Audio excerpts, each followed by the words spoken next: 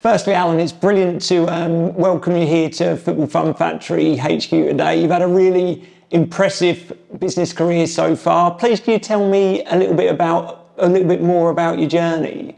Yeah, it started across several different sectors, but I've been lucky to work for some great organisations and some great people. And I guess latterly the most exciting times was working with the Prince's Trust, which is a fantastic charity supporting disadvantaged young people into employment, education and self-employment. And then more latterly working for Little Kickers for the last 4 or 5 years before semi-retiring a few months ago. And now looking forward to working with the team at Football Fun Factory. With the work that you've done at the Prince's Trust, obviously an incredible organisation, what did that look like for you working there? Well, it was made up of great people because the Prince's Trust has got some fantastic employees, but also some very generous volunteers who give up their time to help and support disadvantaged young people who were struggling to get into employment, education, or back into education and self-employment. And there were some great programmes there, very similar to the programmes of Little Kickers and Football Fun Factory, that helped young people, employers and education bodies to actually get the children back on a positive step. And was that, I can imagine that was an incredibly rewarding organisation to work with. Fantastic rewarding because the results were real and the results were there.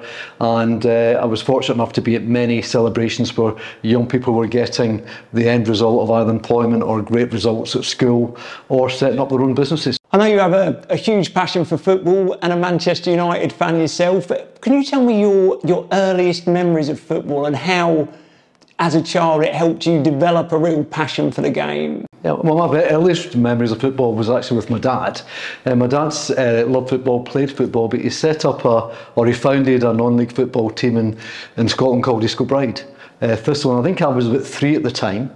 And I was the first mascot, and Martin Ferguson, Alec Ferguson's brother, was the first captain. Right. Hence why part of the Man United journey, I guess you would say. But I can remember my dad spending his weekends, and sometimes we were down with him, painting the banisters around the ground, etc., and spending a lot of time. And again, the enjoyment he got from it, from the hard work, from the volunteering, sort of rubbed off on me. So I've enjoyed playing the game, not as anywhere near as good a standard as you, but also then thoroughly enjoyed my time coaching my kids and my kids' teams at a later stage. Oh, fantastic. And as you said there, your 2 boys are keen footballers in their younger days. What was your experiences of being a football parent back then, and also what was your involvement in the grassroots teams that they played for? Well, as a parent, it's great to see your children socialise, it's great to see your children be athletic, and it's also great as a parent to mingle with other parents.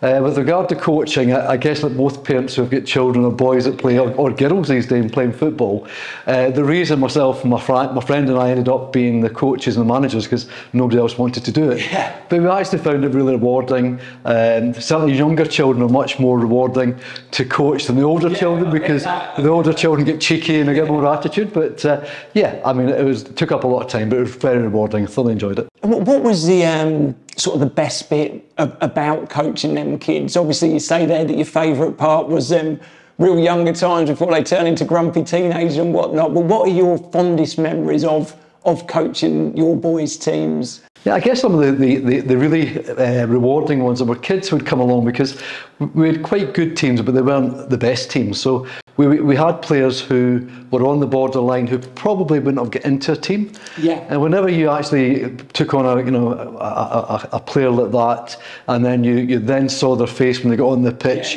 and you actually saw how kind the other boys, and it was boys teams that I coached, how kind the other players were to them, and it just made them more confident, more passionate about the game. Yeah. But we won. We were lucky enough to win a couple of leagues and a couple of trophies, so they're nice too. I mean, football, certainly when you're playing in the team environment, there is the taking part's the most important part, but there's a competitive. Oh, 100%. And when I always remember my youngest son, who was about 8 when he won the first League Cup, and he's got an up player, and the cup was bigger than him, which was great.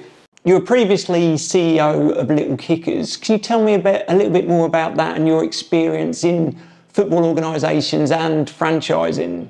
Yeah, well, with franchising, I was involved in different types of franchising, from leasing to joint venture businesses to, again, all from a business, been helping people set up businesses from scratch and helping them progress through there. So franchising, I guess, has always been there or thereabouts in most of my career, and it's a fantastic opportunity for people to take on board a successful business idea and make it their own, and make a great living from it, and become self-employed, which is fantastic. As chief executive of Little Kickers, I had the great delight and fortune to meet Christine Kelly about 5 years ago, who was a founder of Little Kickers, fantastic lady. And for 4 or 5 years through the COVID years, I worked with Chris, and great, like Football Fun Factory, all about making sure the kids have a great experience. The kids are developed not just through football but through their social skills as well.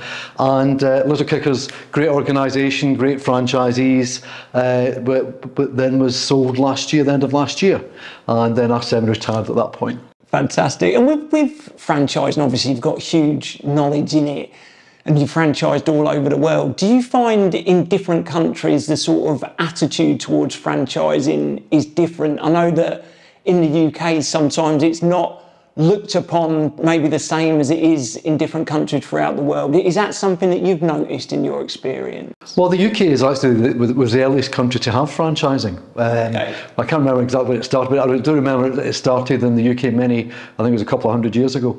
And so the UK is probably one of the founding markets for franchising. But as you go across the world, what you find is always some regional laws or regulations that make franchising maybe a little bit more complicated. Yeah. And then if you understand, those countries are for obvious reasons. But on the whole, the franchising is the same across the world. It gives people the opportunity to take part and be involved in what is a successful brand already, but actually make it their own and give them the opportunity to be financially viable, self-employed business people for themselves and their families. But it's all about people, and across the world it doesn't really matter which country you're in. If you get people who love, in our case, children, and want to see them develop in their physical skills, etc., etc., that's what makes it work and makes it successful the world over. It's all about the passion and the drive of the franchisee. You spent some time with James and Johnny now. Yes. Can you tell me a little bit more about what you've learned from them about the Football Fun Factory and their vision for the future? Well, both guys, as you know yourself, Luke, and I've met you too with them on many occasions, and I would say the three of you and everyone I've met at head office are so passionate and enthusiastic about supporting their franchisees, working with the children and the families that they work with. And they've also got a dream to make sure it's the best quality that it possibly can be, the programmes that are offered. And they've also got ambitions to take their great idea and take it across the world. Could you tell me a little bit more about your role and how you are planning on supporting the vision of the Football Fun Factory moving forward? Yeah, I mean, first of all, it's a real privilege and a pleasure to be invited to be part of the journey for Football Fun Factory. It's an exciting time, and my role as non-exec director is really to support the directors, a little bit of challenge as well, but to support them in that direction and help with some of the experiences and that I've had in the past to help the directors maybe make that happen a bit quicker. If you could choose only one word to describe the FFF in your short time with us so far, what would that be and why? Yeah, that's quite easy. I think it's fun.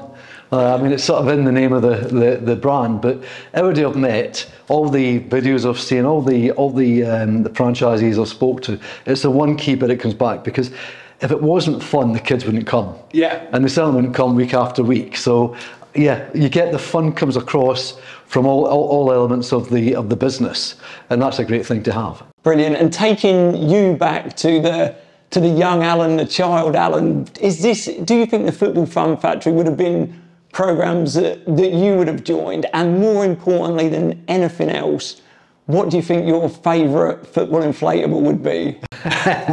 Well, my favourite football inflatable, I'm not sure it'd be any good at it, would be the dartboard. I think the dartboard is fantastic. But yeah, I think when I was a child, football was about, you know, you were given a ball, you went to a park and you kicked a ball about, and that was it. Yeah. And it was, you were older by the time you get into team formats, etc.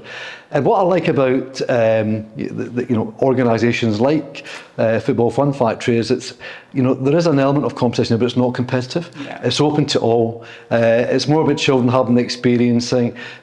Football is a great sport and a great game to get people engaged and chasing a silly ball round a park, but we all love it. Yeah. And whenever my kids used to get their Christmas presents, and it could be computer games and everything, but when there was a ball, which was quite clearly an obvious present, they used to love opening it up, and it was the one they played the most with. And I think if the programmes had been around when I was a kid, I'd have been a better footballer. Fantastic. Thank you so much, Alan. It's an absolute pleasure speaking to you today.